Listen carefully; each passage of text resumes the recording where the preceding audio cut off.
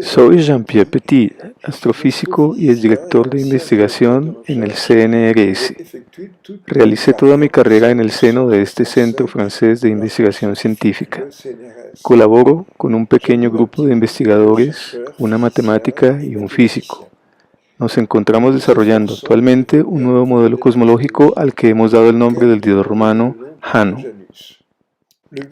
El objetivo de este video de 90 minutos es presentar en un solo documento tanto las bases del modelo como los numerosos desarrollos a los que éste ha dado lugar. El modelo busca aportar una respuesta coherente a la crisis que atraviesan desde hace décadas la astrofísica y la cosmología.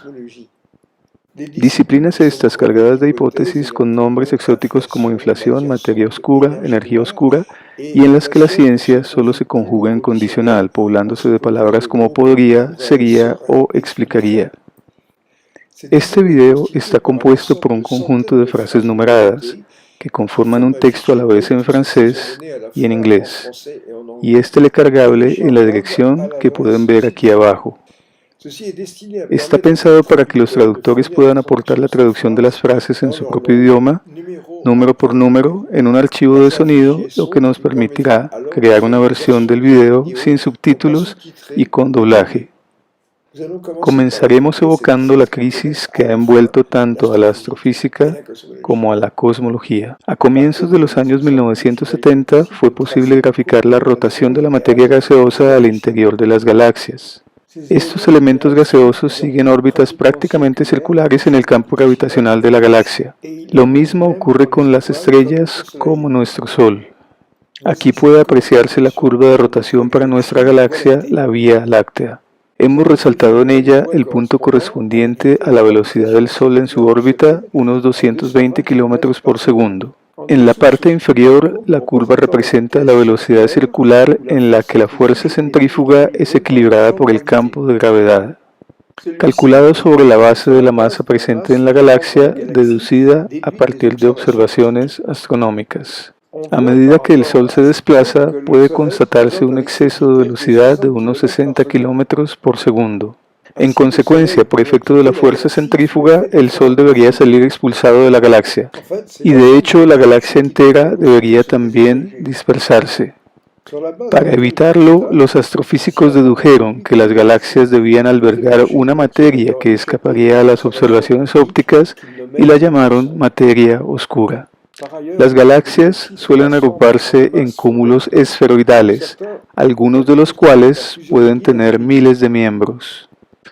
Y estos no pueden escapar del cúmulo mientras su velocidad no exceda una velocidad de escape que es proporcional a la raíz cuadrada de la masa del cúmulo.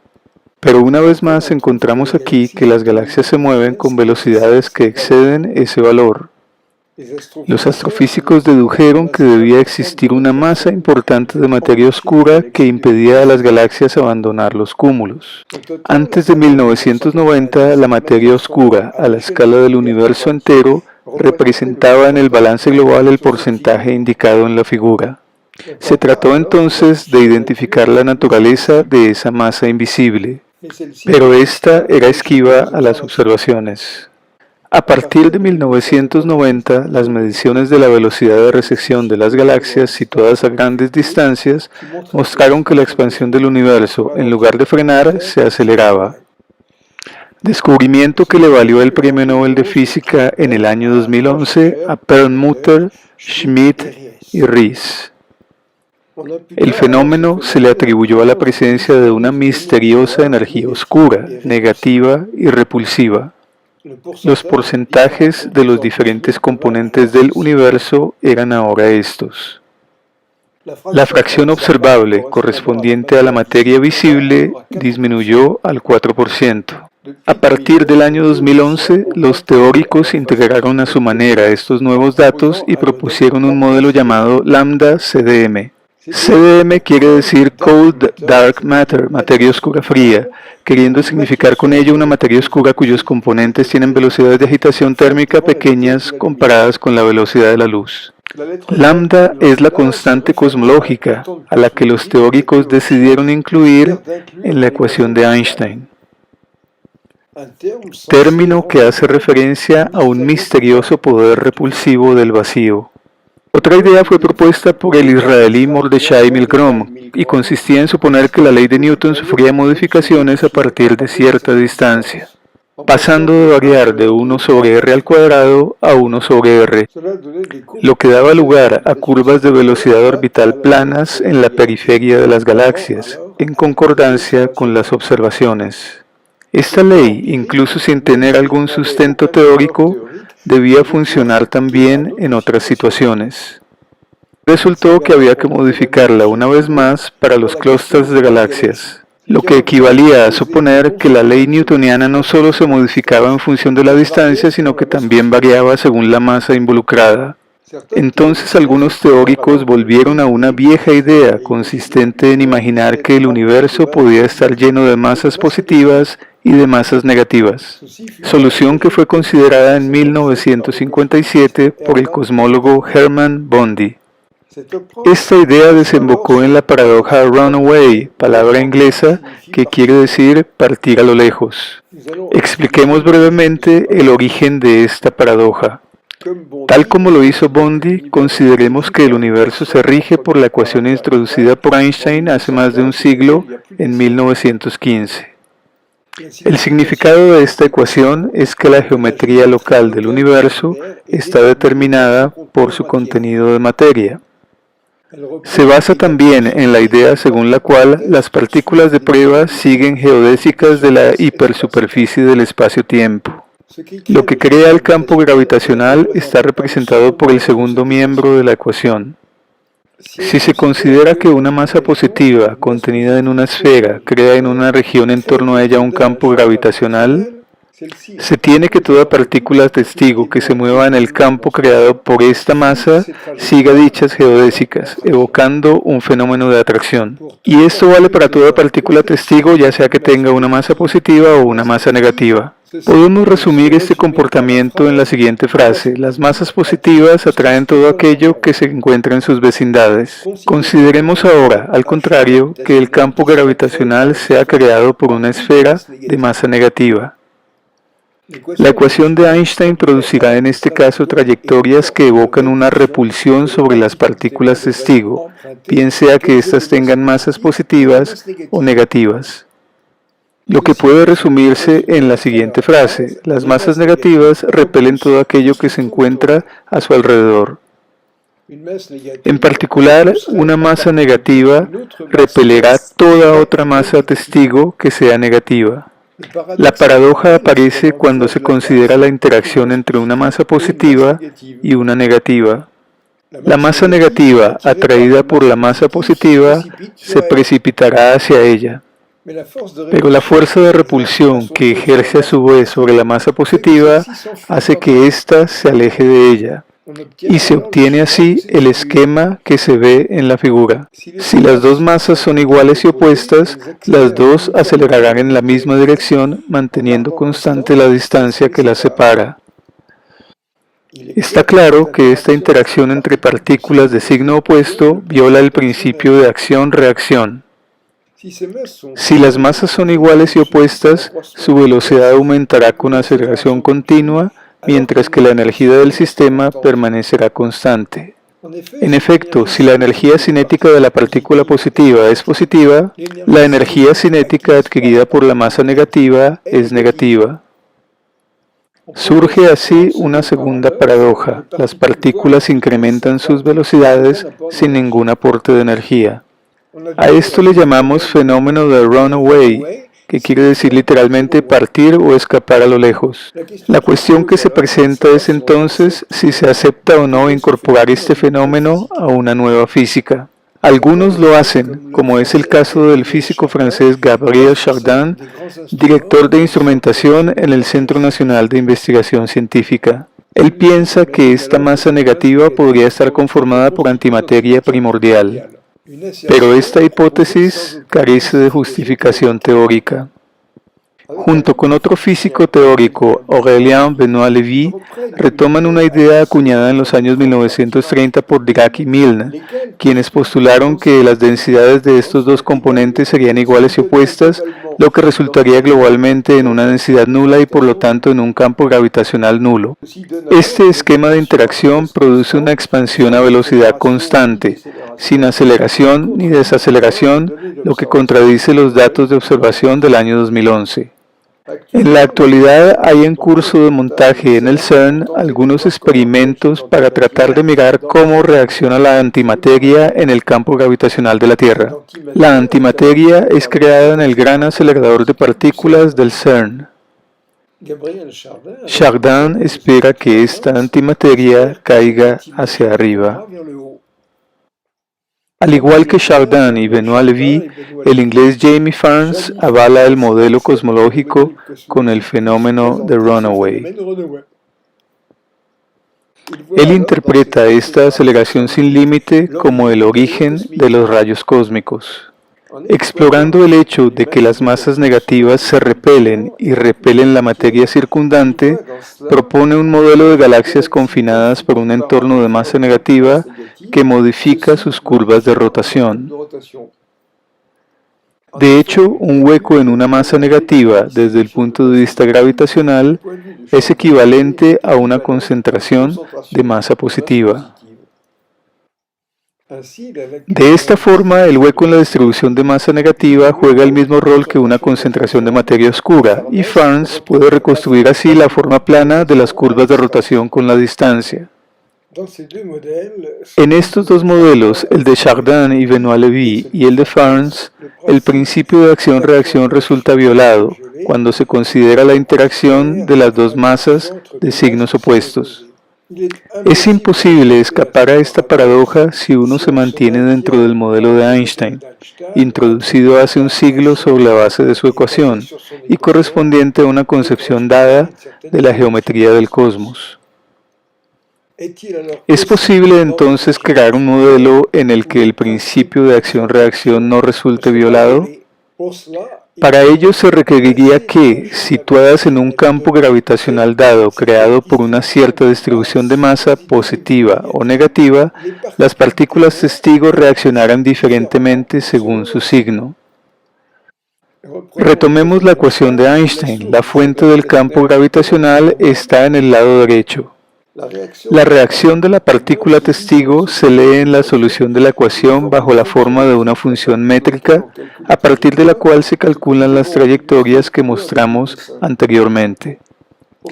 Para que las partículas testigo reaccionen diferentemente, se necesitaría que el campo gravitacional en la primera parte de la ecuación tenga dos soluciones bajo la forma de dos funciones métricas que generarían así dos familias diferentes de curvas o trayectorias. Esto es posible si se considera no una sola ecuación, sino un sistema de dos ecuaciones de campo acopladas. Esta idea de un sistema de dos ecuaciones de campo acopladas ha sido ensayada, entre otros, por el cosmólogo francés Thibaut Damour, miembro de la Academia de Ciencias de París y profesor del Instituto de Altos Estudios Científicos. Damour considera la interacción más general entre dos entidades que él designa con la letra R, right, derecha, y con la letra L, left, izquierda. En su modelo, las dos entidades se supone que interactúan por medio de un espectro de gravitones dotados de masa. Pero aparte de poner la cuestión desde un ángulo puramente matemático, su trabajo desafortunadamente no produce resultados concretos. Otro tentativo del año 2008, debido a la alemana Sabine Hossenfelder, procede del Instituto de Ciencias Avanzadas de Frankfurt, está mejor construido y desemboca en las siguientes leyes de interacción. Como se puede apreciar, la masa positiva está representada por la letra G y la negativa por la letra H. En este esquema, el principio de acción-reacción no resulta violado y se puede considerar que la interacción entre masas de signos opuestos corresponde a una antigravitación. Pero aparte de este resultado, no se propone ningún modelo verdadero ni fenómenos que puedan servir para poner a prueba la validez de las hipótesis. En el año 2014, en un artículo publicado en la revista Astrophysics and Space Science, Jean-Pierre Petit y Gilles d'Agostini propusieron un sistema de ecuaciones muy parecido al de Hossenfelder, pero basados en la hipótesis de una asimetría total entre las dos entidades. En su modelo cosmológico, adicionalmente, dan un sentido conceptual a la presencia de masas negativas y de energías negativas. Su modelo se basa en dos puntos de partida. El primero de ellos es el trabajo del ruso Andrei Sájarov, publicado en 1967. Se sabía por entonces que la ausencia de observación de antimateria primordial constituía una de las grandes paradojas de la cosmología. Para resolverla, Sájarov imagina que el universo está constituido de dos facetas, unidas geométricamente por la singularidad del Big Bang. Hay dos espaciotiempos unidos por una singularidad inicial. Cada uno de ellos tiene su propia historia, en el sentido de que en cada uno de ellos hay una mezcla de quarks y antiquarks que se combinan para dar bariones y antibariones. Los bariones son los protones y los neutrones. Los antibariones son los antiprotones y antineutrones. Recordemos que según el modelo estándar, los bariones están constituidos por 3 quarks, todos ellos de energía positiva. Mientras que los antibariones, que son los antiprotones y los antineutrones, están constituidos de 3 antiquarks, también ellos de energía positiva. En cada una de estas caras del universo hay inicialmente una mezcla de quarks y de antiquarks. De esta forma, en lo que Sájarov llama universo gemelo, habrán tenido lugar a un ritmo elevado intensas síntesis de materia y antimateria a partir de las mezclas de quarks y antiquarks.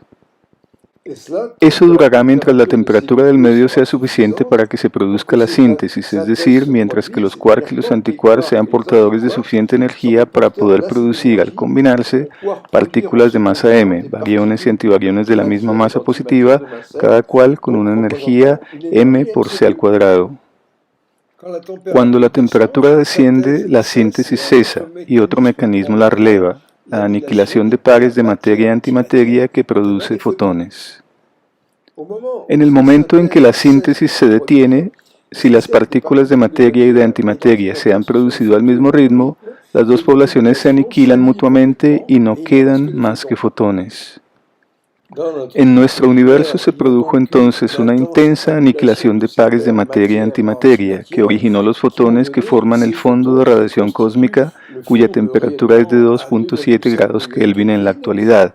Estos fotones son 1000 millones de veces más numerosos que las partículas de materia sobreviviente. La hipótesis clave de Sájarov consistió en suponer que en nuestro universo la síntesis de materia a partir de quarks habría sido ligeramente más rápida que la de la antimateria a partir de antiquarks.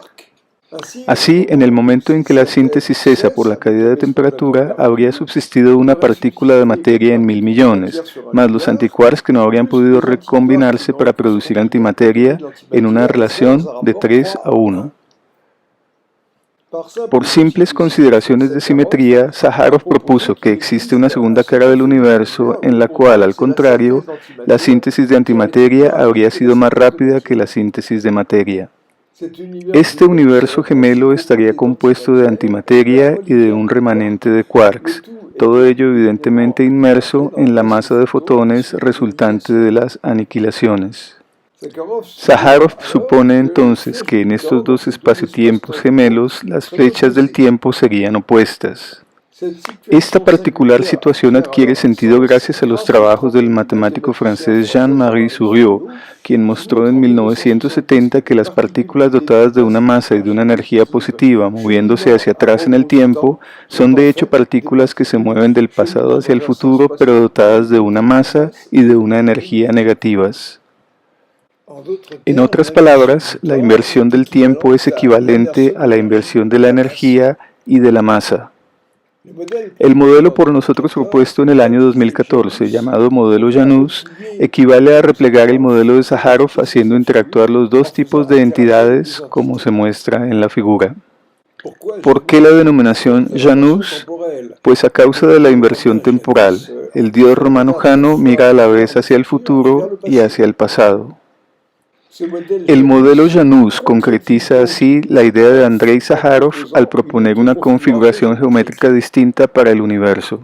La materia de masa negativa reemplaza a la materia gemela de Andrei Sájarov. Simplemente lo que hemos hecho es precisar su naturaleza y la manera en que contribuye al campo gravitacional y cómo reacciona ante este. Las leyes de interacción corresponden a las que pueden observar aquí.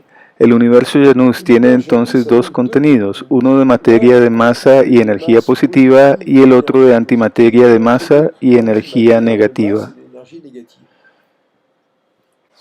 Todo ello complementado por una gran cantidad de fotones de energía positiva, resultado de las aniquilaciones de materia y antimateria de masa positiva, y de fotones de energía negativa, resultado de la aniquilación de partículas de materia y de antimateria de masa negativa. Es posible encontrar una presentación detallada en francés con subtítulos en inglés de este esquema de interacción en mi video número 16 de la serie Janus en la dirección indicada aquí arriba a los 17 minutos y 50 segundos. Traemos aquí la imagen correspondiente. Al esquema reportado en esta figura tienen que añadirse los antiquarks de energía positiva que no pudieron combinarse para dar antimateria de masa positiva. Y también los quarks de energía negativa que tampoco pudieron combinarse para dar materia de masa negativa.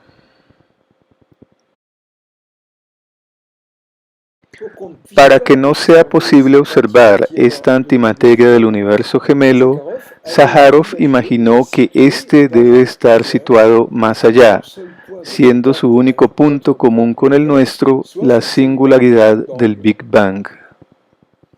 En el modelo Janus, la no observación de esta antimateria primordial es vista de manera diferente.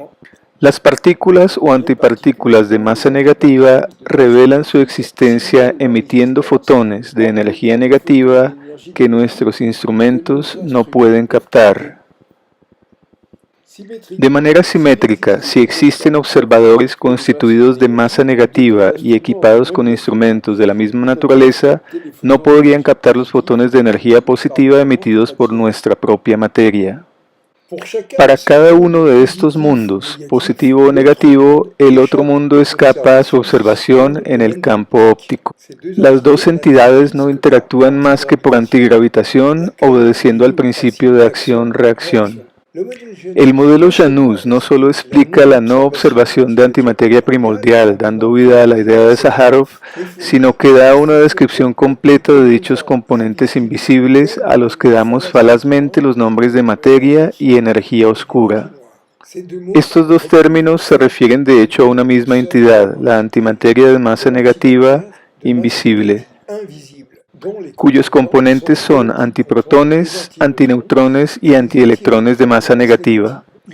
Hay por lo tanto no una sino dos antimaterias, la antimateria cosmológica primordial de masa negativa e invisible y la antimateria de masa positiva, que habría desaparecido en su totalidad pero que podemos recrear con nuestros potentes aceleradores de partículas.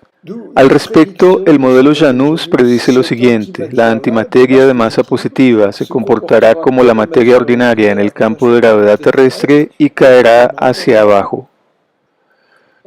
En 1992, el modelo Janus ya existía en ciernes. Sus autores, Petit y D'Agostini, pusieron a prueba el comportamiento de una mezcla de masas positivas y negativas que obedecían a dicho esquema de interacción y cumplían con el principio de acción-reacción. Trataron de ver cómo se comportaba una mezcla de las dos entidades con masas volumétricas iguales y opuestas, y temperaturas iguales y opuestas también, dado que la temperatura de un medio negativo es negativa también. Y pudieron constatar un fenómeno de inestabilidad gravitacional conjunto, generador de percolación, con las dos masas exhibiendo una tendencia a la separación. Estando así las cosas, si se trata de identificar una de las dos entidades con la materia de nuestro universo, eso no concuerda con las observaciones. Tuvieron entonces la idea de introducir una fuerte asimetría entre las dos poblaciones, dotando a las masas negativas de una densidad mucho mayor. Siempre bajo la perspectiva de una doble tendencia a la inestabilidad gravitacional, las masas positivas tienden a agruparse, lo mismo que las negativas. Este fenómeno se conoce como acreción. Sabiendo que los tiempos característicos de acreción varían como el inverso de la raíz cuadrada de la densidad, se esperaba que la masa negativa fuera la primera en dar origen a un conjunto de conglomerados espaciados de manera regular. Y fue justamente eso lo que mostraron sus simulaciones numéricas en 1994. La materia resultaba confinada en el espacio residual, lo que le daba un aspecto lagunar. Todo ello correspondía muy bien con lo que emanaba de las observaciones, con grandes vacíos de 100 millones de años luz de diámetro. El modelo Janus proporcionaba así una explicación de la estructura a gran escala del universo, con los conglomerados invisibles de masa negativa situados en el centro de cada una de las células. En 2017 se presentaron los resultados de un enorme trabajo de censo y procesamiento de observaciones astronómicas realizadas en centenares de miles de galaxias que ocupaban un cubo de 1.500 millones de años luz de lado. El trabajo fue presentado en la prestigiosa revista Nature por la francesa Hélène Courtois, el israelí Yehudi Hoffman, el canadiense Brent Tully y el francés Daniel Pomaret.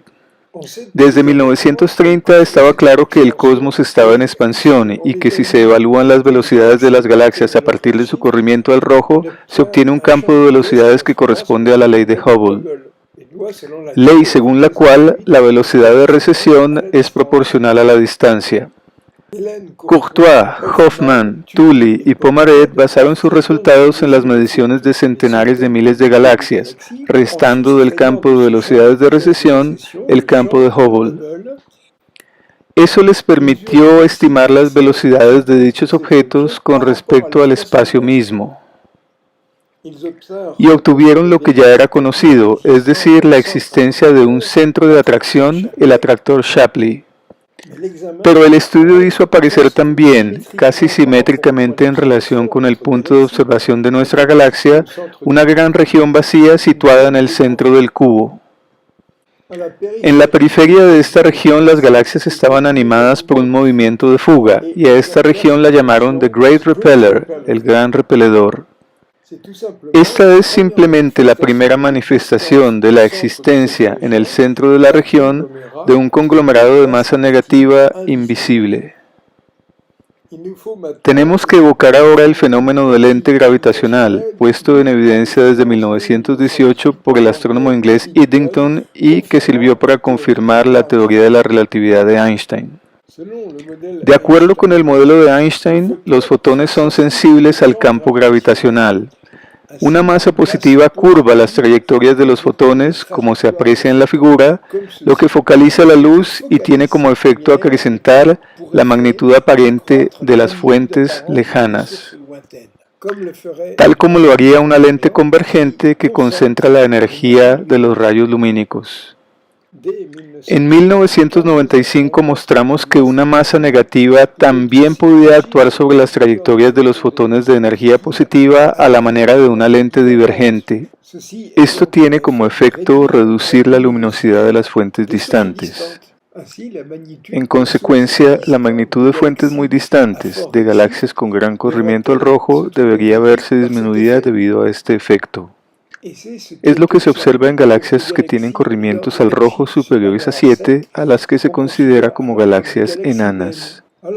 A pesar de que se trata de galaxias de tamaño normal, cuya luz es parcialmente difractada a medida que atraviesa los conglomerados de masa negativa que encuentra en su camino.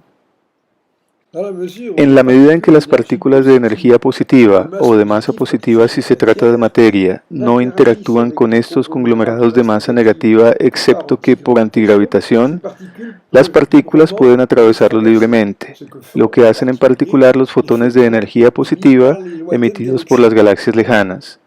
Esta disminución en la magnitud de las fuentes distantes constituye un segundo punto a favor del modelo Janus. En el futuro, telescopios espaciales de mayor tamaño nos permitirán captar imágenes en el infrarrojo lejano. El telescopio espacial Hubble nos proporcionó las primeras imágenes. Con telescopios más potentes, las galaxias de gran corrimiento al rojo deberían formar un conjunto más denso. En estas condiciones, la atenuación debida a la presencia del gran repeledor debería permitir apreciar su diámetro. En general, los teóricos tienen dificultades para modelar el nacimiento de las galaxias por inestabilidad gravitacional. Esta inestabilidad se manifiesta inmediatamente después del desacople, cuando el universo alcanza una edad de 380.000 años y cuando la materia se desioniza y cesa de interactuar con la radiación circundante. Esta materia presenta entonces una tendencia a ensamblarse por inestabilidad gravitacional, tendencia descubierta por el inglés James Jeans y que se traduce en un fenómeno de acreción y de reensamblaje de la materia en grumos. De esa forma la materia se calienta y las fuerzas de presión resultantes de dicho calentamiento en el seno de esos objetos se oponen a la fuerza de gravedad que tiende, por el contrario, a condensarlos. Se establece así una situación de equilibrio en la que las fuerzas de presión contrarrestan las fuerzas de gravedad. Pero la materia aún no está lo suficientemente condensada y caliente en su centro como para que puedan tener lugar las reacciones de fusión. Para que el proceso de condensación pueda producirse es necesario que el objeto pueda evacuar por radiación la energía térmica. La cantidad de energía térmica a evacuar es proporcional al volumen de lo que podemos considerar como una protoestrella, volumen que varía como el cubo del diámetro del objeto. El calor será disipado por radiación a partir de la superficie de la estrella, actuando como un radiador y cuya área varía como el cuadrado del diámetro del objeto. Así, cuanto mayor sea el objeto, más largo será su tiempo de enfriamiento, cooling time, lo que le permite crear en su seno las condiciones para la fusión. Los conglomerados de masa negativa experimentan el mismo proceso y emiten radiación bajo la forma de emisión de fotones de energía negativa en las frecuencias del rojo y del infrarrojo. Para un observador hecho de masa negativa que pudiera captar los fotones de energía negativa emitidos por dichos objetos, el lado negativo del universo se le presentaría de esta manera. Pero estos objetos son tan grandes que su tiempo de enfriamiento, su cooling time, es superior a la edad del universo. Se les puede entonces comparar con inmensas protoestrellas que nunca se encenderán. Estos conglomerados están compuestos de antihidrógeno y antihelio de masa negativa en los que la nucleosíntesis no puede producirse. En el mundo de masas negativas no existen entonces ni estrellas, ni átomos más pesados que el helio, ni planetas. Dicho en otras palabras, no hay vida en el mundo de masas negativas. Cuando los conglomerados de masa negativa se forman, ponen en sándwich a la masa positiva en placas, las cuales resultan comprimidas y calentadas. Esta geometría, a diferencia de la de los objetos esféricos, resulta óptima para permitir un enfriamiento rápido reproponiendo la inestabilidad gravitacional, fenómeno que gracias a las capacidades de los computadores actuales constituiría un interesante esquema de formación para las galaxias. Hemos dicho que la materia adopta así una distribución lagunar comparable a la de pompas de jabón unidas. 3 pompas se unen a lo largo de una línea que para la materia será un largo filamento poblado de galaxias. 4 de estas pompas se encuentran en un punto y es en estos nodos que se ubicarán los cúmulos de galaxias. Este esquema de formación concuerda muy bien con las observaciones.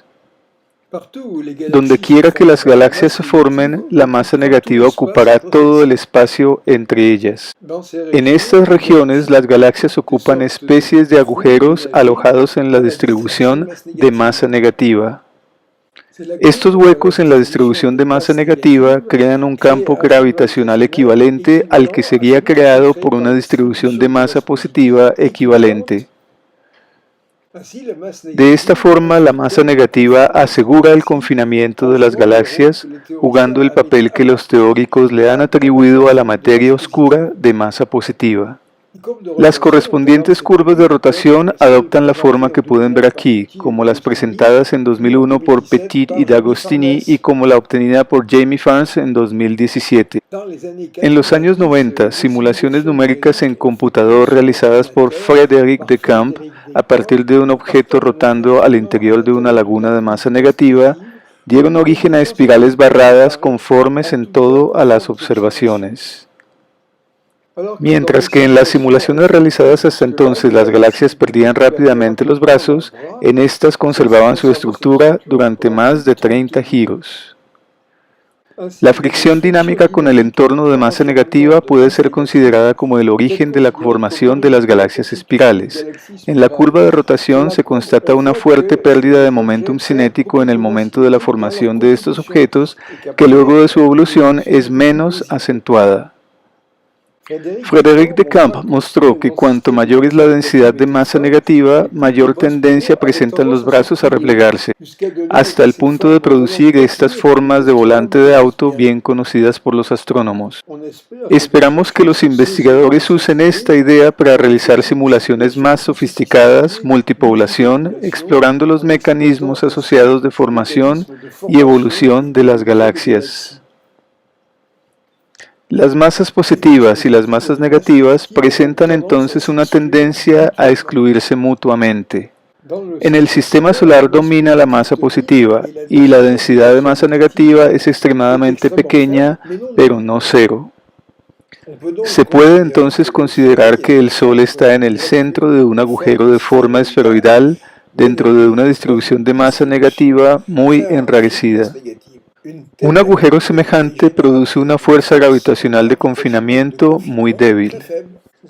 Esta débil fuerza es la responsable de la desaceleración experimentada por las sondas espaciales Pioneer 10 y Pioneer 11. Este fenómeno hasta ahora inexplicado es una confirmación adicional del modelo Janus. Por otra parte, algunos investigadores han construido lo que consideran como una cartografía de la distribución de materia oscura de masa positiva en el universo.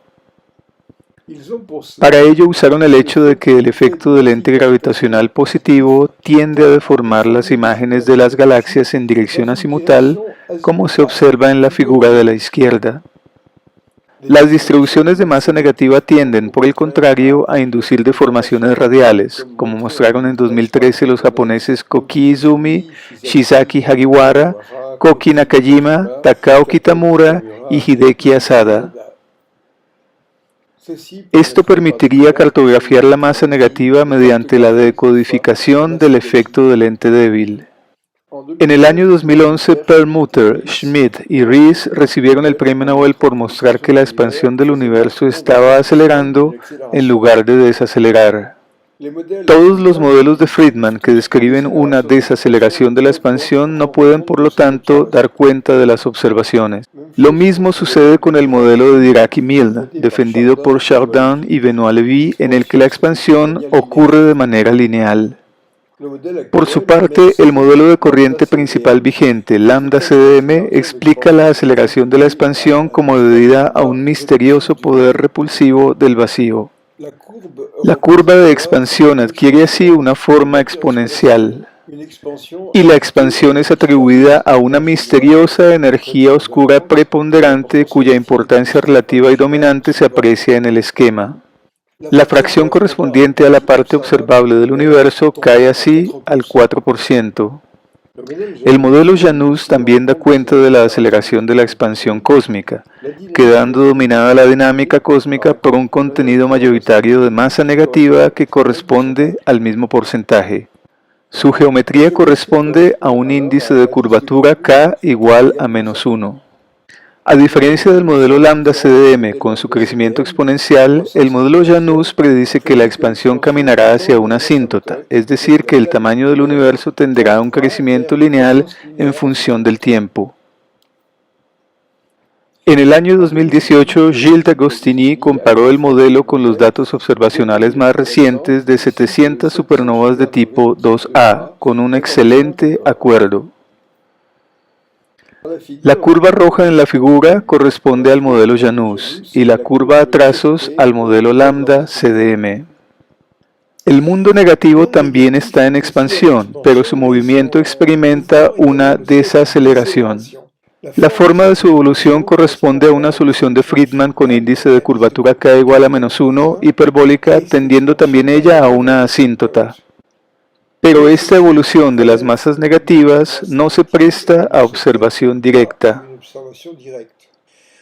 Ocurre de hecho hoy día que numerosos cosmólogos, astrofísicos y físicos teóricos centran sus investigaciones en construcciones teóricas altamente especulativas y que terminan por perder todo nexo con la realidad observable. El modelo Janus, por el contrario, busca su soporte en las observaciones. Vamos a abordar ahora otro aspecto observacional, la extremada homogeneidad del universo primitivo. ¿Cómo es que han llegado informaciones sobre él hasta nosotros? A medida que las informaciones nos llegan de regiones cada vez más recónditas del universo, ellas nos hablan de un pasado cada vez más lejano. A causa de la expansión cósmica, los mensajes experimentan un corrimiento al rojo cada vez más pronunciado. Los avances de la astronomía traducen esta doble inmersión en la distancia y en el tiempo. Dejando a un lado el dominio visible, la astronomía debe abordar el infrarrojo, sobre todo el infrarrojo lejano, lo que representa una primera dificultad técnica que solo se puede manejar con telescopios espaciales. Más allá del infrarrojo lejano, entramos en el dominio de las ondas de radio con frecuencias típicas del orden de centímetros. La captura de imágenes en estas longitudes de onda nos lleva a un pasado del universo extremadamente remoto. Con esta ventana de longitudes de onda ya no es posible captar la luz emitida por las estrellas y las galaxias. Un instrumento emplazado a bordo del satélite COBE para mirar en el infrarrojo, lanzado en 1989, nos ofrece el aspecto del universo cuando éste tenía 380.000 años de edad. Aquí pueden ver la apariencia del universo en esa época. Aunque tal vez estén acostumbrados a esta otra en la que se observan inhomogeneidades. Pero estas inhomogeneidades aparecen solo cuando se acentúa artificialmente el contraste por computador. El verdadero aspecto del universo primitivo en dicha época es el que pueden observar aquí. Nos ocuparemos de las inhomogeneidades más tarde. Por el momento nos concentraremos en este nuevo resultado de la observación, la extremada homogeneidad del universo primitivo en una escala de 100 milésimos. En cosmología, cuando el universo primitivo tiene menos de 380.000 años, se le considera como un gas. Más precisamente como un plasma, puesto que su temperatura es por entonces superior a 3.000 grados. El hidrógeno que lo conforma en su mayoría está completamente ionizado. Es importante precisar y explicar por qué no podemos obtener mediciones ni informaciones sobre esta fase primitiva del universo. En efecto, nuestra única información disponible sería a través de la luz, la radiación electromagnética en todas sus frecuencias, es decir, a través de los fotones. Estos fotones llegan a recorrer hasta 13.000 millones de años luz sin interactuar con los átomos que encuentran en su camino. Visto desde este ángulo, el universo es entonces extraordinariamente poco concurrido y transparente. Pero cuando queremos captar mensajes emitidos por la materia anteriores a 380.000 años, eso ya no es posible. Debido a que los fotones interactúan fuertemente con la materia, esencialmente con los electrones libres del plasma cósmico. Lo que resulta de cada colisión no es más el mensaje original, sino aquel vehiculado por otro fotón que es reemitido luego de la absorción del primero. A la manera de un mensajero que, no pudiendo llevar él mismo su mensaje a buen puerto, viera cómo éste es recopiado en cada etapa con errores de caligrafía. Así, cuando el mensaje llega a su destino luego de un recorrido caótico, se ha convertido en confuso e ilegible. Las informaciones que se refieren a dicho estado primitivo del universo se resumen por el momento en 3 datos, que nos indican que en el pasado la temperatura del horno cósmico era mucho más elevada. En cuanto al contenido del universo, si se exceptúan las combinaciones para dar estrellas y planetas, por fuera del hidrógeno encontramos 25% de helio. La presencia del helio es la marca de que hubo una nucleosíntesis primordial en la que los núcleos de hidrógeno se fusionaron para producir helio. Para que eso haya sido posible, tuvo que ocurrir que en una época anterior la temperatura del horno cósmico era comparable a la que se da durante la explosión de un artefacto termonuclear. Esto se considera como una prueba de que con anterioridad el universo experimentó una temperatura semejante. También tenemos la existencia de lo que puede ser considerado como las cenizas de otra reacción cósmica. Se trata de los numerosos fotones que constituyen el denominado fondo de radiación cósmica. El modelo cosmológico propuesto por Einstein partía de datos observacionales para los cuales el modelo newtoniano no tenía explicación, por ejemplo, el avance del perihelio de Mercurio. Su famosa ecuación del universo lo explicaba. Y también era la base para entender el efecto del ente gravitacional. Poco después, una solución no estacionaria encontrada por el ruso Friedman permitió explicar otro hecho observacional, la expansión cósmica descubierta por Edwin Hubble. De esta nueva visión del mundo emerge un punto esencial. Las oscilaciones que representan los fotones constituyen la trama del vacío y del espacio mismo.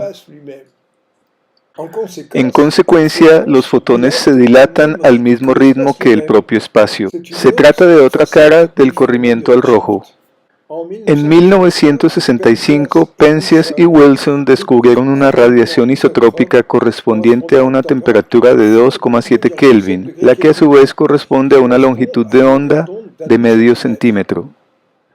Esta radiación corresponde de hecho a un fenómeno ocurrido en el primer centésimo de segundo formado por rayos gamma resultado de la aniquilación de pares materia-antimateria. Debido a la dilatación cósmica, la medición de esa radiación en el presente corresponde a ondas de radio de longitudes de onda del orden de medio centímetro. Aunque no tenemos acceso directo al fenómeno de aniquilación masiva de pares materia-antimateria, muy anterior a la barrera de los 380.000 años, la evidencia de estas cenizas nos permite deducir que el fenómeno, en efecto, tuvo lugar. Notemos de paso que en esta época la temperatura de la mezcla cósmica se cifraba en centenares de miles de millones de grados y el universo tenía cerca de un centésimo de segundo de existencia. Es con base en esta observación que podemos inferir la historia del universo entre un centésimo de segundo y 380.000 años. Tal como lo dijo el premio Nobel Steven Weinberg en su libro Los 3 primeros minutos, todo lo que se ha dicho y escrito sobre la historia del universo anterior a ese primer centésimo de segundo no es más que pura especulación y no se basa en ningún hecho observable.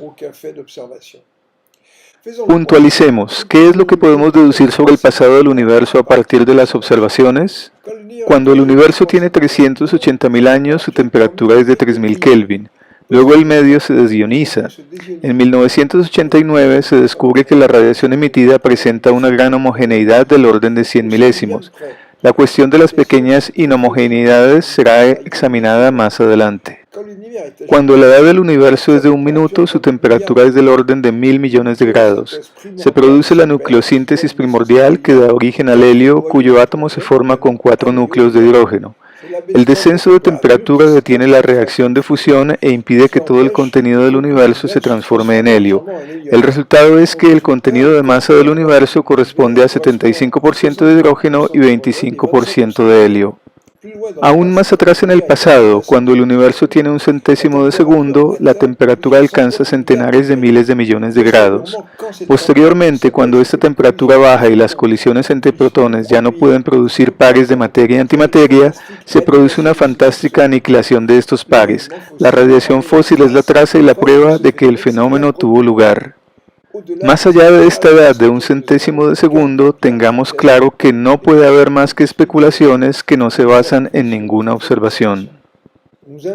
Vamos ahora a concentrarnos en el hecho observacional que constituye la extremada homogeneidad del universo primitivo. Para que se produzca homogeneidad es necesario que entre todas las regiones del universo accesibles a la observación se encuentren con una precisión del orden de 100 milésimas los mismos valores de la densidad y de la temperatura. Para que un gas tenga estas características es necesario que sus diferentes regiones hayan podido intercambiar cantidad de movimiento y energía cinética mediante la mutua colisión de sus elementos. Aquí surge una paradoja. Para que dos partículas vecinas hayan podido intercambiar algo, se requiere de una interacción electromagnética, es decir, de fotones. Ahora bien, si se considera la velocidad de la luz como constante absoluta, a medida que se remonta el tiempo se obtienen condiciones en las que las partículas se alejan las unas de las otras a una velocidad mayor que la velocidad de la luz. Y esta velocidad tiende a ser infinita. Lo que se aprecia en la curva es que en un momento dado del tiempo, la onda electromagnética emitida por una partícula en el instante cero alcanzará a tocar a su vecina. Pero antes de eso, la evolución del universo se produce sin que sus elementos puedan interactuar entre ellos. Pongamos un ejemplo. Imaginemos que hay dos poblados en un planeta que se infla, de manera que la distancia entre los poblados crece con el tiempo. Cada poblado envía un caballero con un mensaje, pero la velocidad del caballero es menor que la velocidad a la cual se alejan los poblados entre ellos como efecto de la dilatación del planeta. Pues, oh sorpresa, los habitantes de los poblados resultan hablando todos la misma lengua y tienen las mismas costumbres a pesar de que nunca intercambiaron una palabra. La esfera que representa la extensión de una onda electromagnética emitida por un punto cualquiera en el instante cero se denomina horizonte cosmológico. Esta paradoja, resultado de la homogeneidad del universo primitivo, se conoce como paradoja del horizonte. En 1989, el ruso Andrei Linde propuso resolver el enigma sugiriendo que el universo experimentó una expansión de una violencia inusitada cuando su edad era de 10 a la menos 33 segundos, habiéndose dilatado en un factor de 10 a la 26, un 1 seguido de 26 ceros. A esta teoría se le conoce con el nombre de inflación. El responsable de una expansión semejante sería el campo creado por misteriosas e hipotéticas partículas denominadas inflatones, los cuales al comienzo de dicha fase de inflación se convirtieron milagrosamente en quarks y antiquarks. Pero nadie hasta ahora ha sido capaz de crear un modelo de inflatón que describa el proceso por el cual estas partículas pudieron haberse transformado en pares de quarks y de antiquarks.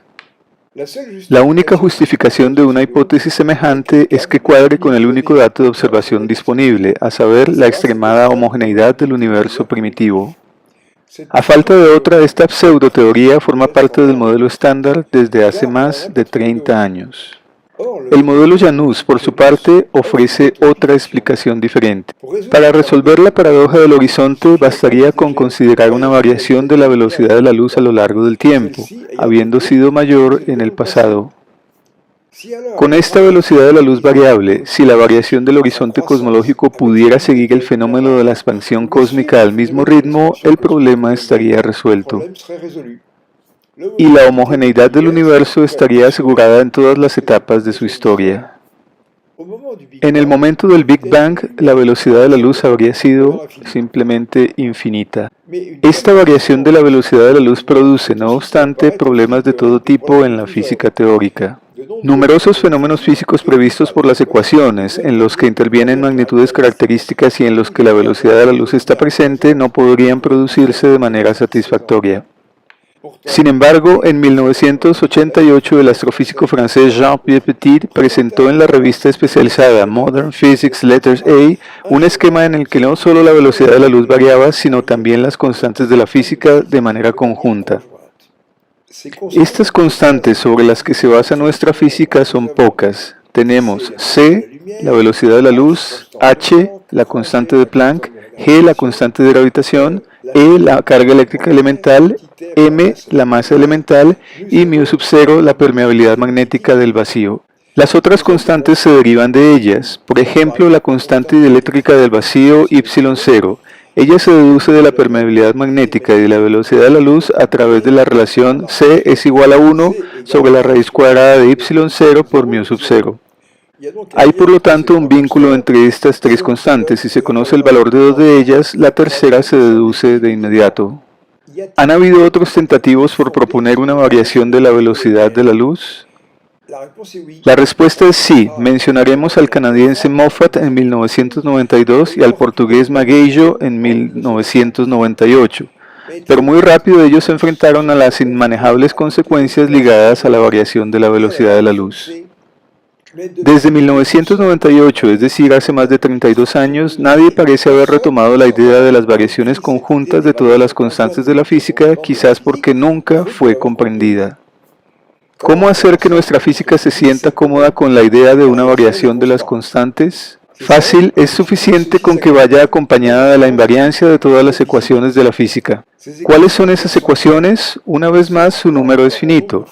Tenemos para la mecánica cuántica la ecuación de Schrödinger, para la relatividad general la ecuación de Einstein, para la mecánica de fluidos la ecuación de Boltzmann, y las ecuaciones del electromagnetismo, es decir, las ecuaciones de Maxwell. Algunos dirán, ¿y las 5 ecuaciones de Navier-Stokes de la mecánica de fluidos que traducen la conservación de la masa, de la cantidad de movimiento y de la energía? Como especialista de la teoría cinética de los gases, le responderé que esas 5 ecuaciones se deducen de la ecuación de Boltzmann, tema de predilección del matemático francés Cédric Villani, que obtuvo una medalla Fields por sus trabajos sobre esta ecuación, pero que desafortunadamente parece haber abandonado las matemáticas por la política. Estas ecuaciones contienen las constantes en cuestión, pero también figuran en ellas variables de espacio y una variable de tiempo.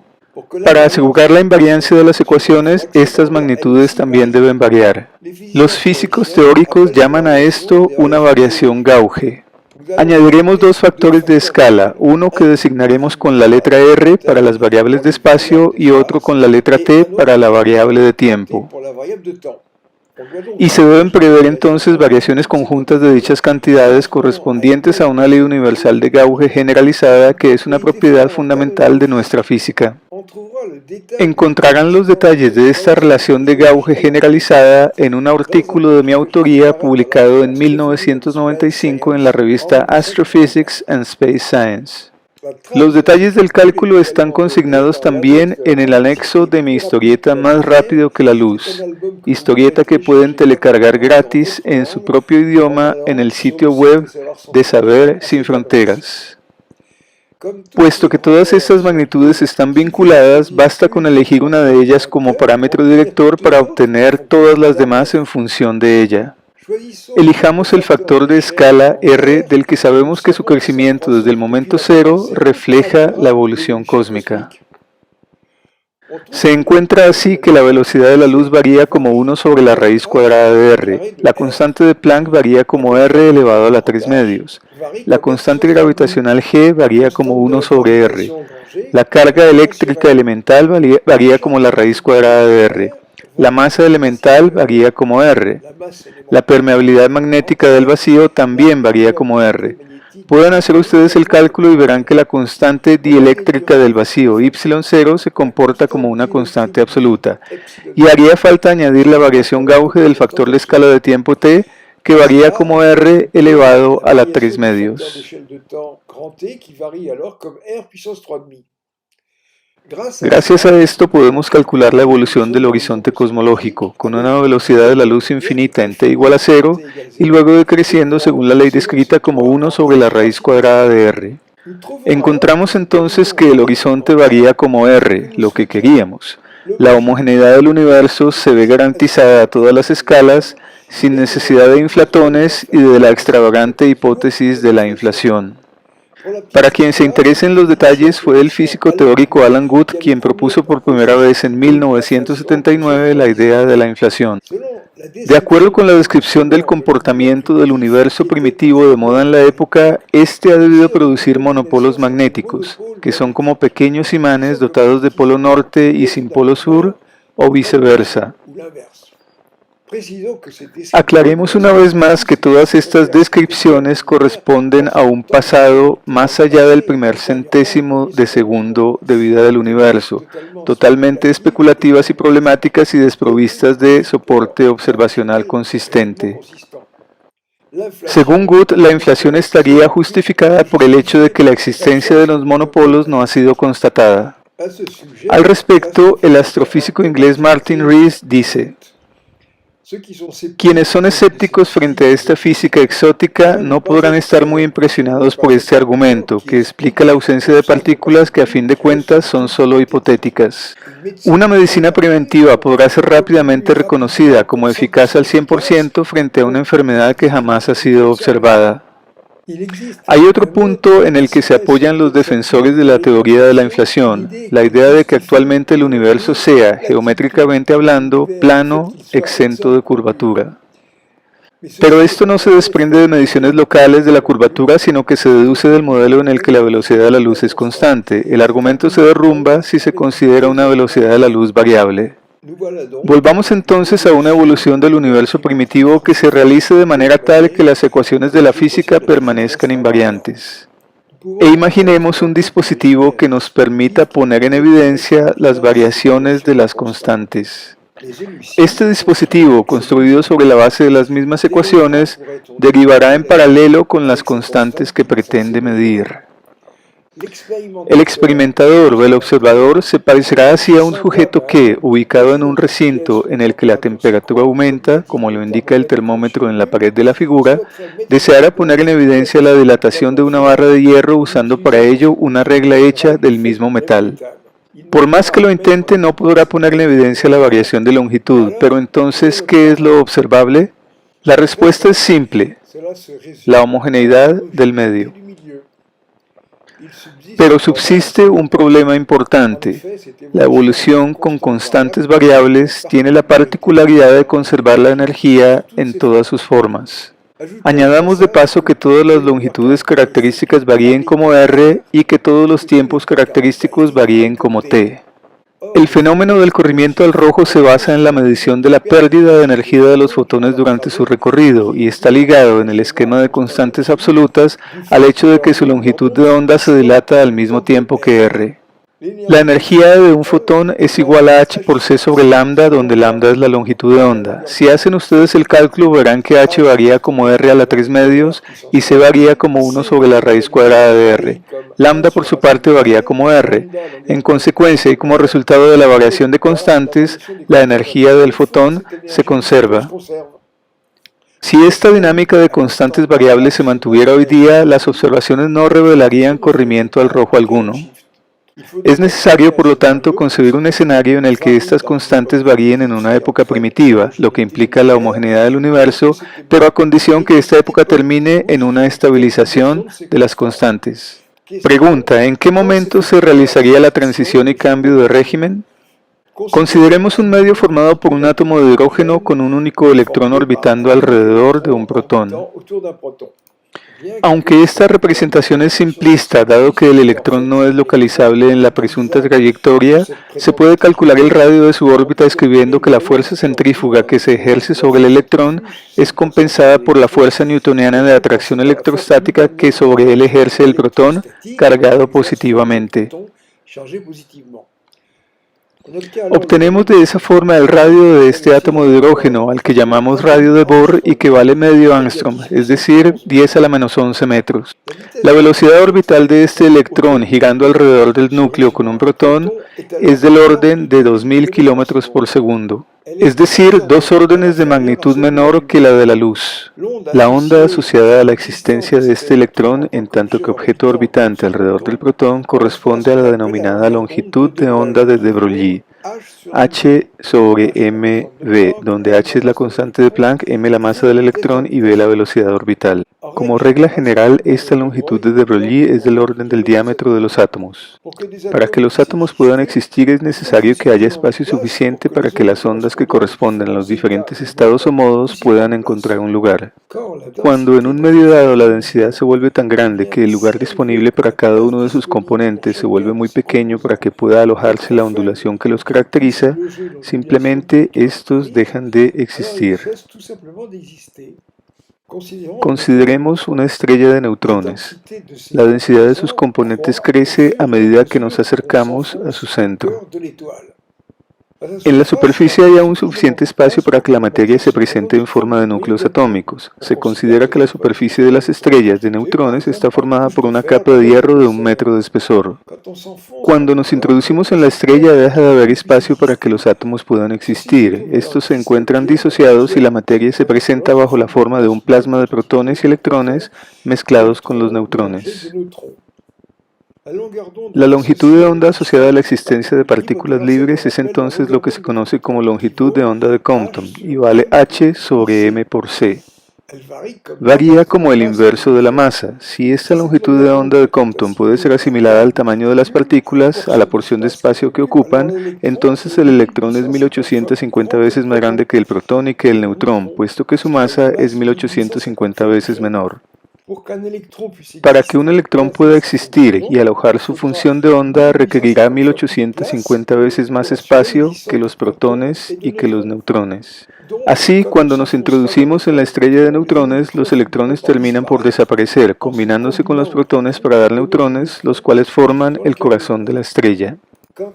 Cuando se remonta al pasado del universo, la densidad del medio cósmico también aumenta, pero las cosas no ocurren exactamente igual puesto que los protones, los neutrones y los electrones están inmersos en un medio de fotones que son 1000 millones de veces más numerosos.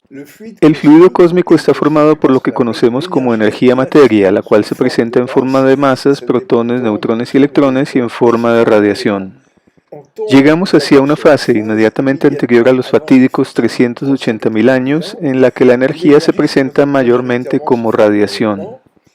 En efecto, cuanto más se remonta el pasado, más energía representan los fotones, puesto que su longitud de onda varía como la extensión R grande del universo. Y llega un momento en que incluso las partículas más masivas de la mezcla ya no pueden existir porque la distancia que las separa se hace menor que su distancia de Compton. Más allá de la distancia de Compton debe poderse reducir, y es así como entramos en el régimen de constantes variables en el que dicha longitud de Compton varía como R mayúscula. Invirtamos el sentido de esta historia. Cuando la densidad es muy grande, la evolución se produce en un régimen de constantes variables. Pasado un cierto tiempo, la distancia entre los elementos se hace suficiente y las constantes adquieren asintóticamente los valores que tienen actualmente. Esto corresponde a las curvas de la figura. Notamos de paso que en el momento del Big Bang la velocidad de la luz y la constante de gravitación tienden a infinito, mientras que la constante de Planck, la carga eléctrica elemental, las masas y la permeabilidad magnética del vacío tienden a cero. Como ya lo hemos dicho, en el modelo cosmológico Janus partimos siempre de datos de observación. Es por eso que introducimos el modelo de constantes variables en una fase primitiva, para poder dar cuenta de la gran homogeneidad del universo, lo que nos permite prescindir de la hipótesis sobre la existencia de los inflatones. Basados siempre en las soluciones conjuntas del sistema acoplado de ecuaciones de campo Janus, obtenemos dos historias paralelas. La primera que puso en evidencia este tema de historias paralelas fue la alemana Sabine Hossenfelder en su artículo del año 2008. Hay entonces dos historias diferentes según que los fenómenos sean vistos por observadores constituidos de masa positiva o de masa negativa. Esto nos recuerda al célebre mito de la caverna de Platón, pero esta vez con dos observadores mirando en dos direcciones diferentes. Los dos ven en dos partes diferentes del muro de la caverna sombras danzantes que representan dos espectáculos diferentes emanados de un mismo sistema de proyección. Evidentemente, esta doble evolución no es fácil de comprender. El observador hecho de masas positivas no verá más que galaxias formando una estructura material lagunar. Para él el universo está en expansión acelerada y tendrá una cierta percepción de las distancias que corresponde a un factor de escala R+. Para él todo movimiento estará limitado por una velocidad de la luz c+. El mundo le aparecerá poblado de estrellas, de planetas y de una gran variedad de átomos y moléculas que obedecen a una física construida a partir de las constantes c+, h+, g+, e+, m+, y μ⁻⁻. También existirán allí seres vivos. Este observador estima la edad del universo en un valor T+, y el campo de sus observaciones está entonces limitado por un horizonte cosmológico H+, de extensión limitada. Por su parte, el observador constituido de masa negativa no verá más que una distribución de objetos esferoidales de contornos difusos, emitiendo en el rojo y en el infrarrojo. En su visión del mundo no existirán más que antiátomos de hidrógeno y de helio. No habrá ni estrellas, ni planetas, ni galaxias, y su mundo negativo estará en expansión desacelerada. Este observador constituido de masas negativas estima las distancias con un factor de escala R-. Las velocidades allí estarán limitadas por un valor de la velocidad de la luz C-, luz constituida de fotones de energía negativa. La física de estas masas negativas obedecerá al mismo conjunto de ecuaciones, con constantes C-, H-, G-, E-, M- y μ sub 0-. El observador estimará la edad del universo en un valor T-. En su mundo negativo habrá igualmente un horizonte cosmológico H-, también de extensión finita. Llegados a este punto pienso que hay algo que deben haber comprendido, y es la profunda asimetría que existe entre las dos caras del universo, entre su cara positiva y su cara negativa. En cosmología, la idea de la apariencia de las cosas, del espacio y del tiempo fue introducida hace mucho, con un vínculo indisociable entre lo que es observado y la noción de observador. Clásicamente empleamos el término caras del universo. Cara quiere decir faceta. El universo nos presenta entonces dos facetas diferentes. Es por esto que consideramos que el nombre de universo Janus está bien elegido. En lugar de dicha imagen, habría que imaginar también algo como esto. El modelo cosmológico Janus es el único basado en esta asimetría profunda entre el mundo de masas negativas y el de masas positivas, una idea que Sabine Hossenfelder pasó por alto. Por esta razón no pudo ir más allá en su ensayo del año 2008. ¿Pero de dónde procede la asimetría? Inmediatamente después del Big Bang, los dos universos evolucionan entonces con el mismo juego de constantes variables C, H, G, E, M y μ sub 0 y con los factores de escala R y de tiempo T. Un universo semejante con constantes variables es fuertemente inestable. Los dos mundos divergen de manera exponencial y se crean dos conjuntos de parámetros para cada uno de ellos, positivos y negativos, que difieren en todos los planos. Se trata de la misma física, con el mismo conjunto de ecuaciones, pero equipada con constantes y factores de escala, de distancia y de tiempo diferentes.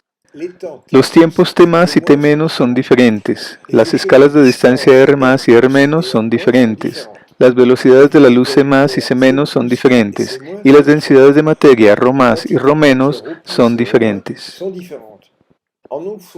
Con base en aspectos observacionales como la estructura a gran escala, la estructura de las galaxias, la aceleración de la expansión cósmica y los efectos del lente gravitacional, hemos podido establecer la diferencia y ver que las masas positivas no sumaban más que un 4%, mientras que la contribución de las masas negativas era del orden de 95%.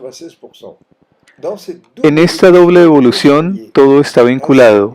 Así, el cociente entre las velocidades de la luz C- y C+ es igual al cociente entre la raíz cuadrada de R+ y R-. Para un trayecto a realizar entre dos puntos A y B del universo, sabemos también que existen dos caminos diferentes, según que el camino sea recorrido por un objeto de masa positiva o por un objeto de masa negativa. Ustedes saben que en cosmología se considera que el universo es una hipersuperficie de 4 dimensiones. Vamos a explorar una analogía.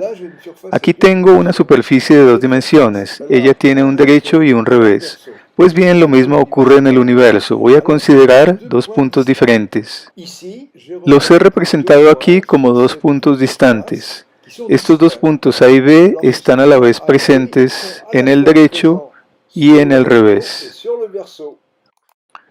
Por lo tanto, hay dos maneras de unirlos, según que se trace un segmento por el derecho o por el revés. He trazado este trayecto sobre el derecho con una línea roja.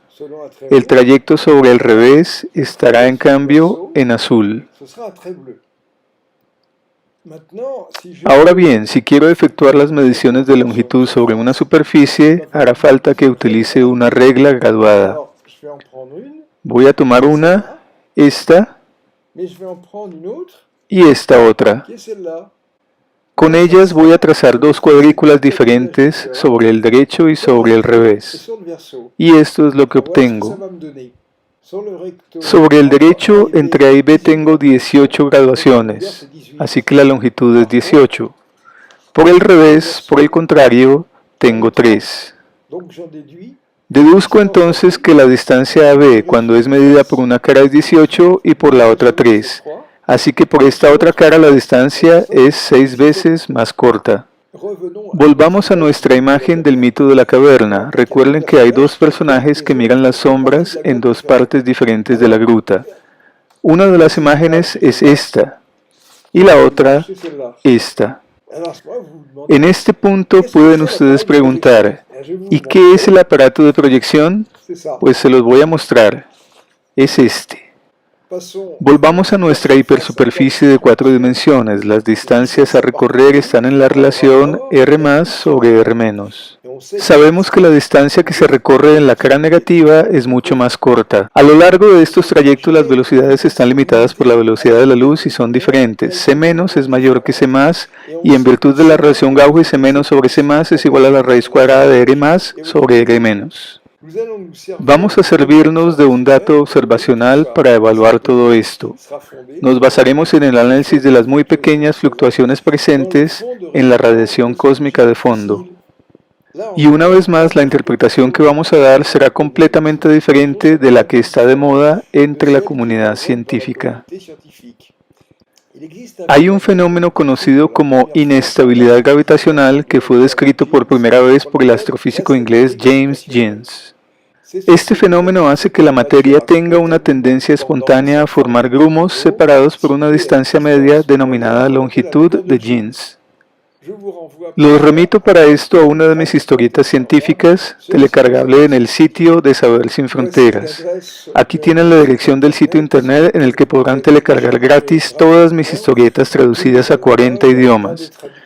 La explicación de la inestabilidad gravitacional se encuentra en la página 12 del álbum 1000 millardos de soles. Aquí en francés, en español, italiano, ruso, inglés, árabe, checo, etc. En principio, la inestabilidad gravitacional solo afecta a la materia, pero lo que se concentra en forma de grumos es de hecho la energía, la cual se presenta bajo la forma de materia o de radiación. Está escrito muy claro en la ecuación de Einstein. Los fotones contribuyen al campo de gravedad por medio de su masa gravitacional equivalente, mφ igual a h por nu sobre c al cuadrado. Si en una región del espacio se formara una concentración de energía en forma de radiación, y si esa concentración perdurara, entonces sería la manifestación de la inestabilidad gravitacional en el campo de la radiación. Nadie jamás ha considerado esa posibilidad. La razón es simple. La longitud de Jeans correspondiente, a lo largo de la cual se inscriben las fluctuaciones, se identificaría entonces con el horizonte cosmológico H+. Y dichas fluctuaciones se situarían más allá de nuestras posibilidades de observación. Las fluctuaciones del campo de radiación se producen por igual en el mundo negativo. Su observación también sería inaccesible para un observador constituido de masa negativa, puesto que se situarían más allá de su propio horizonte cosmológico H-. Pero resulta que el horizonte H- es más pequeño que el horizonte H+.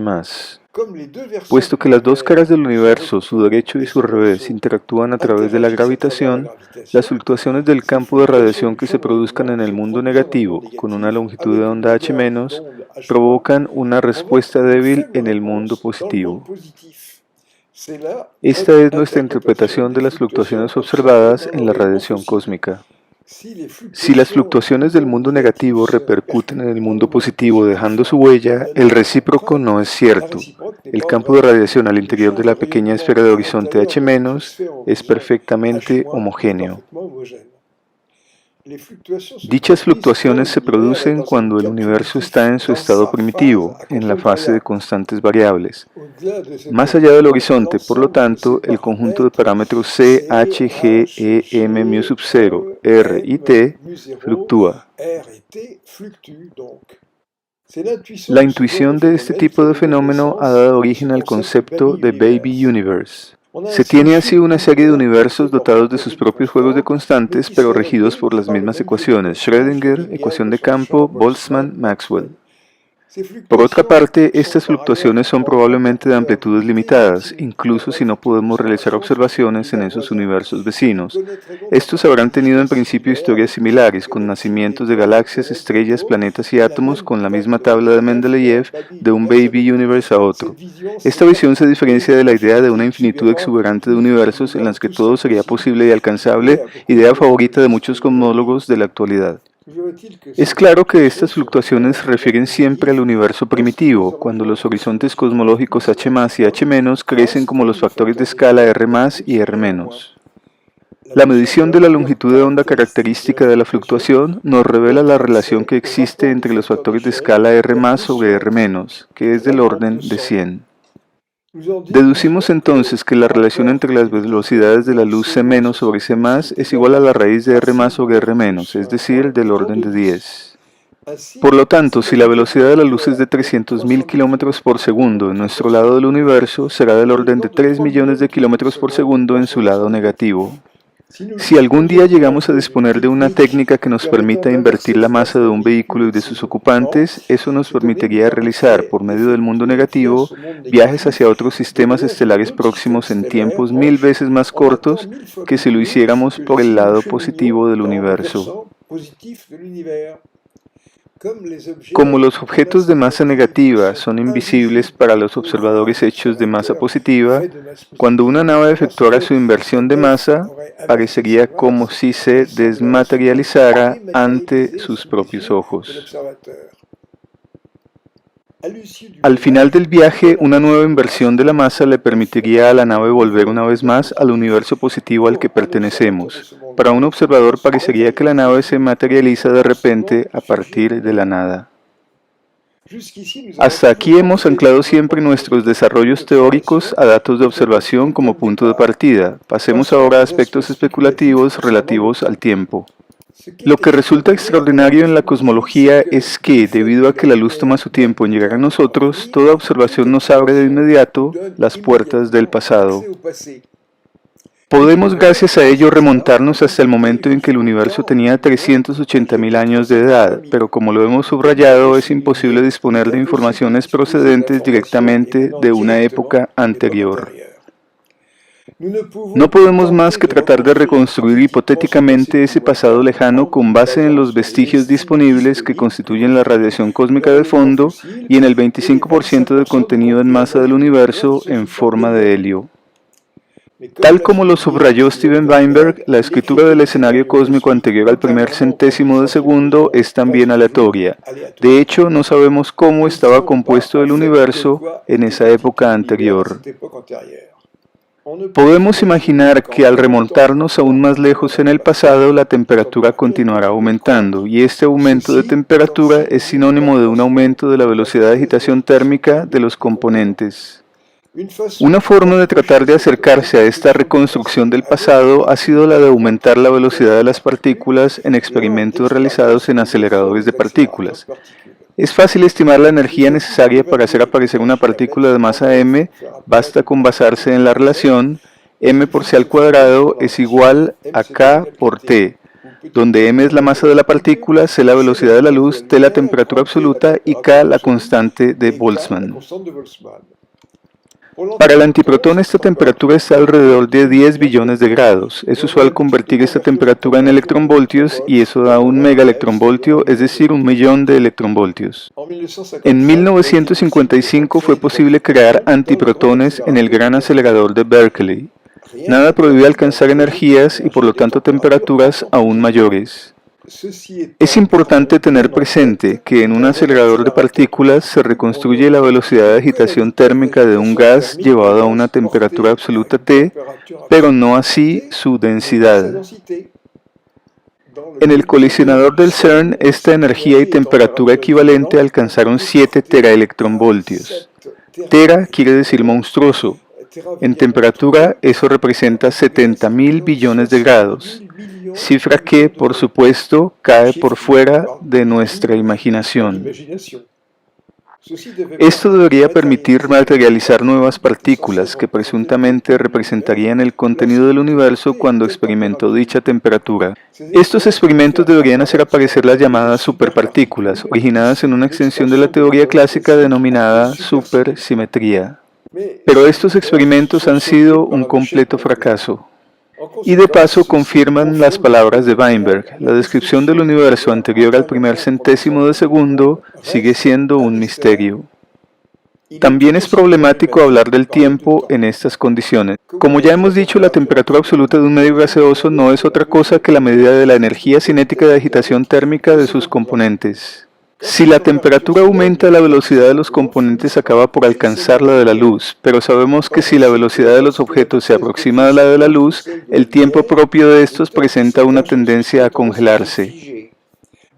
¿Con qué materiales podría fabricarse un reloj en estas condiciones? Y si la concepción de un reloj fuese imposible, ¿qué sentido físico podríamos darle al tiempo?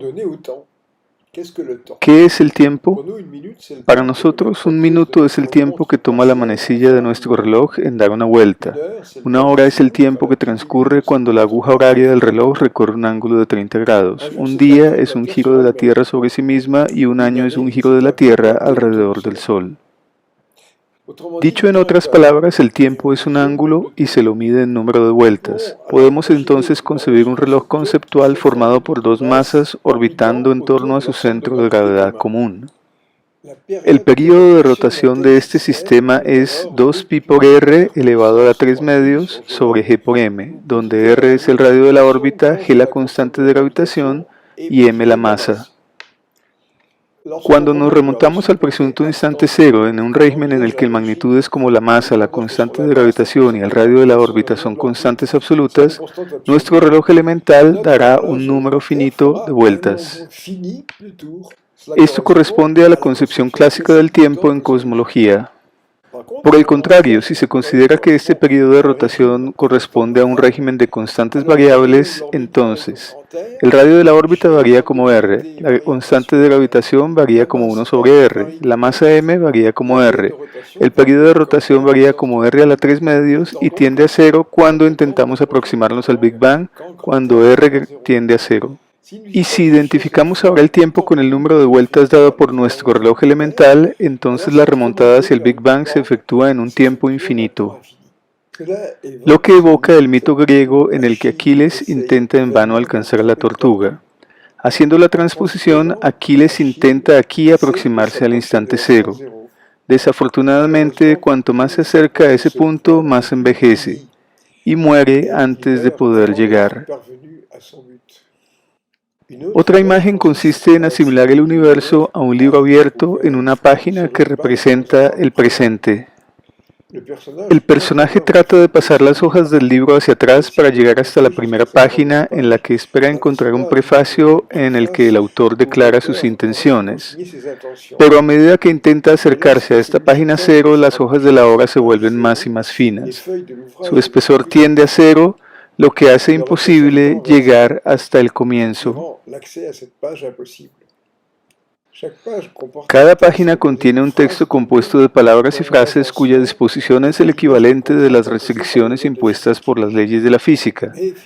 Pero progresivamente las palabras se unen para dar un texto en el que no es posible discernir ningún significado. A medida que el personaje pasa las páginas del libro hacia atrás, estas están formadas por una serie de caracteres distribuidos de manera aleatoria, como en el caos primigenio hebraico. Dicho sea de paso, será problemático interrogarse sobre la manera en que transcurre el tiempo en una época en la que el universo no posee ni un orden ni estructuras de ningún tipo, y en el que no puede existir criatura alguna para vivir, tener conciencia y preocuparse de la situación. Hacemos una última anotación concerniente a la estructura geométrica que asegura la unión entre las dos caras del universo. Es posible eliminar la singularidad reemplazándola por un estado de densidad máxima en el que la flecha del tiempo se invertiría al igual que la masa y la energía. Bien sea que la conexión se realice con la ayuda de una singularidad o con una especie de puente espacial, hacemos notar que la cuestión de un antes del Big Bang desaparece. Vamos ahora a evocar brevemente las repercusiones del modelo Janus en el campo de la mecánica cuántica. Clásicamente, esta teoría no toma en consideración los estados de energía negativa. En la teoría cuántica de campos, los estados de energía negativa que podrían emerger de los operadores de inversión de espacio y de tiempo son eliminados de entrada operando una elección ad hoc de dichos operadores. Dicha elección está descrita en el libro de Steven Weinberg The Quantum Theory of Fields, a partir de la página 74. De cierta manera, la elección se justificaba hasta el año 2011, pero en este año la comunidad científica consideró como un hecho establecido que la expansión del universo se realiza de manera acelerada y se recompensaron los trabajos en ese sentido con el Premio Nobel de Física a Perlmutter, Ries y Brian Schmidt. Ahora bien, esta aceleración es indicadora de la acción de una presión negativa que resulta de la suma de estados de energía negativa.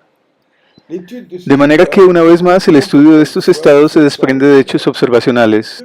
En el año 2018, la matemática belga Nathalie Dever publicó en una periférica comunicación de la revista The Journal of Physics un artículo mostrando que dichos estados se derivan naturalmente de la ecuación de Dirac en presencia de un operador de inversión temporal lineal y unitario en lugar de antilineal y antiunitario. En 2019, el físico teórico canadiense Benoit Gay publicó un segundo artículo en la misma dirección. Estos artículos pioneros abren una gran área de investigación en el campo de la mecánica cuántica, susceptible de desembocar en una tecnología de inversión de la masa. Después de esta larga exposición presentando las principales características del modelo cosmológico Janus, vamos ahora a resumir sus conquistas. El modelo demuestra la importancia capital jugada por las partículas de masa y de energía negativa en la dinámica cósmica. Su introducción obliga a un cambio profundo de paradigma geométrico, al reemplazar la clásica ecuación de Einstein por un sistema de dos ecuaciones de campo acopladas. Este sistema permite librarse del efecto runaway. El modelo concuerda con todos los datos experimentales relativistas locales, avance del perihelio de mercurio y desviación de los rayos lumínicos debidos a las masas, y por medio de una solución exacta da cuenta de la aceleración de la expansión cósmica. Da cuenta también de la estructura lagunar a gran escala del universo, y explica la naturaleza del fenómeno del gran repeledor descubierto en el año 2017. El modelo cosmológico Janus da cuenta de los efectos del lente gravitacional importantes, explica la estructura de la materia en filamentos y cúmulos y propone un nuevo escenario para el nacimiento de las galaxias. Explica el confinamiento de las galaxias, da cuenta de la forma plana de sus curvas de rotación, explica por qué las galaxias distantes de gran corrimiento al rojo tienen magnitudes débiles, da cuenta asimismo de las grandes velocidades de las galaxias en los cúmulos, da cuenta de los fenómenos de espejismos gravitacionales, da una explicación a la estructura de las galaxias espirales, explica la gran homogeneidad del universo primitivo e introduce una nueva visión de este en un régimen de constantes variables, da una interpretación alternativa a las fluctuaciones observadas en la radiación cósmica de fondo, en tanto que huella en el mundo positivo de las fluctuaciones del mundo negativo, generadas por inestabilidad gravitacional en ese medio. Permite deducir la relación existente entre los factores de escala de las dos caras del universo, así como la relación entre las velocidades de la luz correspondientes. Sugiere también la posibilidad de realizar viajes a otros sistemas estelares, caminando por las geodésicas del lado negativo, con una reducción en un factor de 1000 en los tiempos de viaje. Proporciona también un escenario explicativo para la ausencia de observación de antimateria primordial, dando cuerpo a las ideas del ruso Andrei Sájarov. La dualidad materia-antimateria presente en el mundo de las masas negativas lleva a la existencia de dos antimaterias, una C simétrica de masa positiva y la otra PT simétrica de masa negativa. El modelo define por completo la identidad de los componentes invisibles del universo, antiprotones, antineutrones y antielectrones de masa negativa. Esta antimateria de masa negativa emite fotones de energía negativa que viajan por las geodésicas de la segunda métrica, es decir, por conjuntos de trayectorias que son disyuntas con respecto a las de masas positivas, lo que explica la invisibilidad de dichas estructuras. El módulo predice que en los experimentos alfa y G-bar en curso de montaje en el CERN, la antimateria se comportará como la materia ordinaria en el campo gravitacional terrestre. El modelo señala la necesidad de incluir los estados de energía negativa en la mecánica cuántica y en la teoría cuántica de campos, y permite eliminar la pregunta por el antes del Big Bang. Propone una redefinición del tiempo de la cosmología en la fase primitiva del universo. El modelo cosmológico Janus describe el contenido y la estructura del universo de masas negativas y señala que la vida en él está ausente. Adicionalmente, y a pesar de que existe una explicación basada en el funcionamiento mismo de los instrumentos que explica el frenado de las sondas Pioneer 10 y Pioneer 11, el modelo propone una interpretación alternativa al frenado, que le atribuye al gradiente de pequeña cantidad de masa negativa que rodea al sistema solar. Los internautas francófonos que quieran saber más sobre el modelo cosmológico Janus pueden buscar los 30 videos de la serie Janus haciendo clic sobre los enlaces de la página principal de mi sitio web http://www.jp-petit.org, recordando que estos videos están equipados con subtítulos en inglés a partir del episodio número 13. Surge una cuestión: ¿por qué, a pesar de los numerosos resultados obtenidos aquí presentados, la adhesión de los científicos a este enfoque es tan limitada? Varias explicaciones son posibles.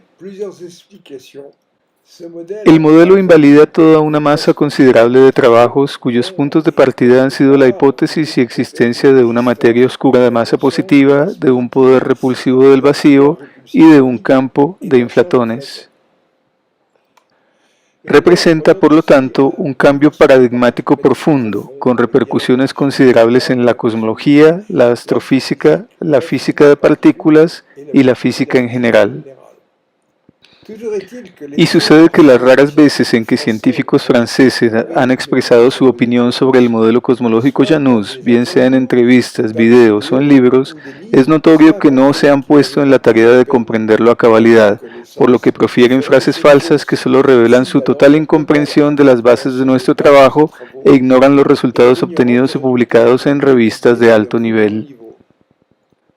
Pero el aspecto más importante es que esta nueva visión del universo abre la posibilidad de poder establecer contacto con sistemas estelares vecinos mediante viajes realizables en tiempos razonables, con la ayuda de naves en las que se haya implementado la tecnología de inversión de la masa. Una perspectiva esta capaz de provocar, por evidentes razones, una poderosa reacción psicosocioinmunológica en numerosas esferas, incluida la propia comunidad científica.